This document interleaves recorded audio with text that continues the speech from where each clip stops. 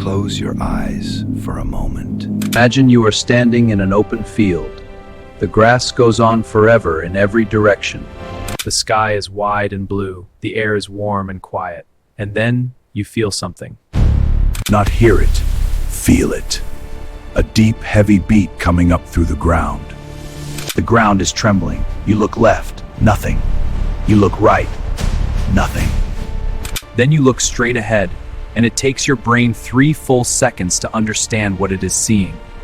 Its name is Argentinosaurus, and it may be the largest animal that has ever walked on land.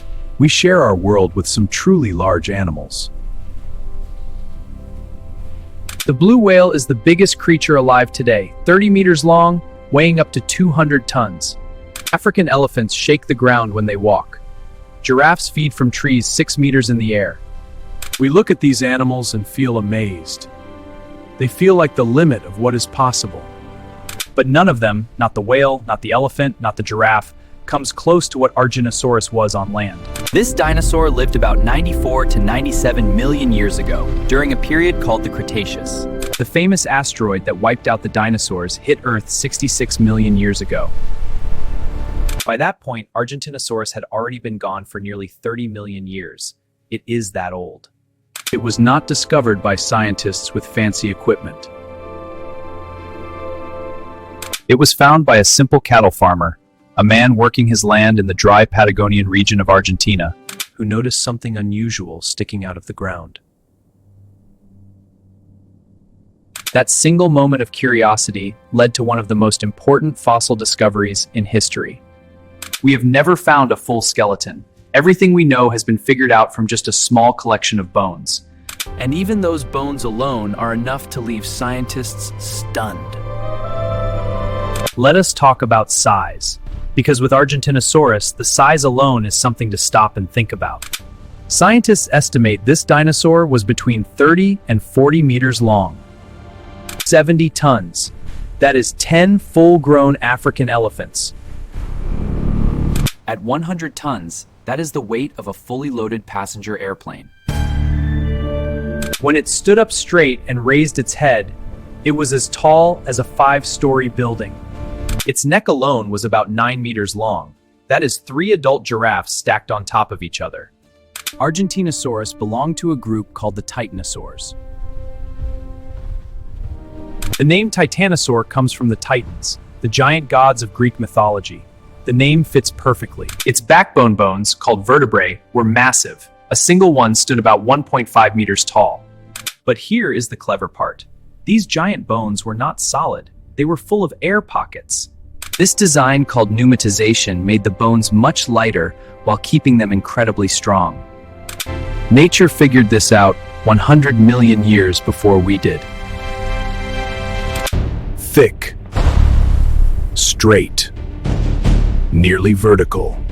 To push blood from the heart all the way up a 9-meter neck to the brain takes extraordinary pressure. Scientists are still working on the answer. Some think it had extra pumping structures along the neck. It was so large that even its own heartbeat was an engineering problem. And yet it moved. It breathed. For millions of years, this design worked. 97 million years ago, the world looked nothing like it does today. South America was completely cut off from North America, an island continent developing its own unique life. The climate was much warmer. There were no ice caps at the poles. Sea levels were higher. In the mid-Cretaceous, Patagonia was a rich green landscape. Wide rivers flooded across broad, flat plains. Along the riverbanks, tall conifer trees grew in dense groves. Ferns covered the ground in thick layers of green. And for the first time in Earth's history, the very first flowering plants were beginning to appear. Argentinosaurus was not alone. Other titanosaurs of different sizes shared the same rivers and plains. Armored dinosaurs called ankylosaurs moved through the undergrowth. Small feathered dinosaurs chased insects through the ferns. Above everything, pterosaurs soared on warm air currents above the rivers. But wherever such large herbivores lived, large predators were never far away. The top predator was called Mapusaurus rosei, a massive meat-eater reaching up to 12 meters in length. Multiple Mapusaurus skeletons found together hint that these predators may have hunted in groups. The world Argentinosaurus lived in was beautiful, lush, full of life, but also dangerous. How does an animal that weighs 100 tons actually live its day-to-day life? Argentinosaurus needed to eat between 130,000 calories every single day, without rest, without a day off. Its teeth were simple and peg-shaped, not for chewing at all, designed purely for stripping. It used that extraordinary neck like a crane, reaching into the very tops of trees no other herbivore could access. It swallowed food whole, relying on a huge stomach to break it down, aided by stones called gastroliths. This animal was not built for speed. It walked at about 4 to 8 kilometers per hour. Running was essentially impossible. This was a creature built for slow, steady, unstoppable movement. Not for escape, not for attack. How did it protect itself from predators? By being too big to be worth attacking. Healthy adults were untouchable. The young ones, the sick ones, the old ones. Titanosaur nesting sites found across South America show these animals return to the same areas year after year. A newborn Argentinosaurus was probably about the size of a large dog. It would take perhaps 40 years to reach full adult size, 40 years of surviving before becoming too large for the world to threaten it. The discovery of Argentinosaurus did not begin in a university or a research lab. In 1987, a farmer named Guillermo Heredia noticed something unusual sticking out of the ground. It was large and stone-like, but it did not look quite like the surrounding rock. What followed was a years-long investigation that would change what we thought we knew about the size limits of life on land. The fossils were studied by paleontologists José Bonaparte and Rodolfo Correa.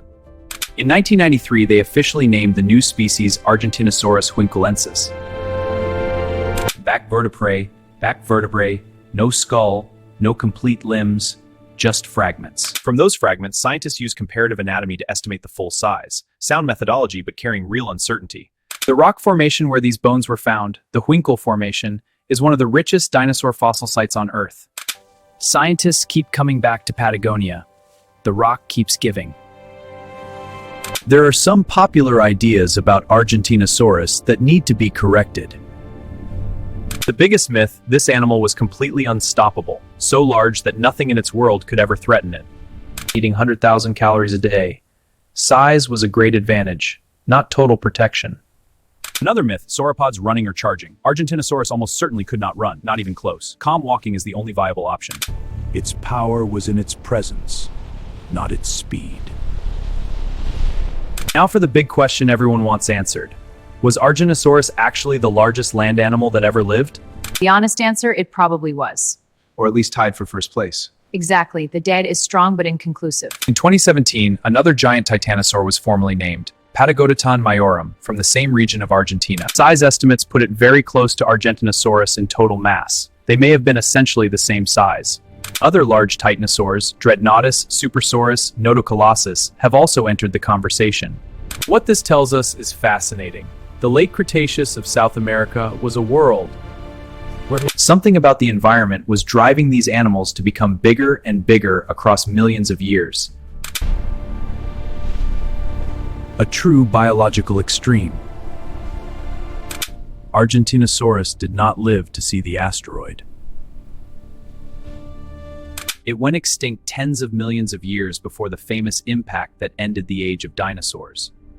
The climate was changing, sea levels were shifting, the vegetation sustaining these giants may have been affected. The fossil record does not yet give us a clear answer, but in another sense, Argentinosaurus has not gone silent.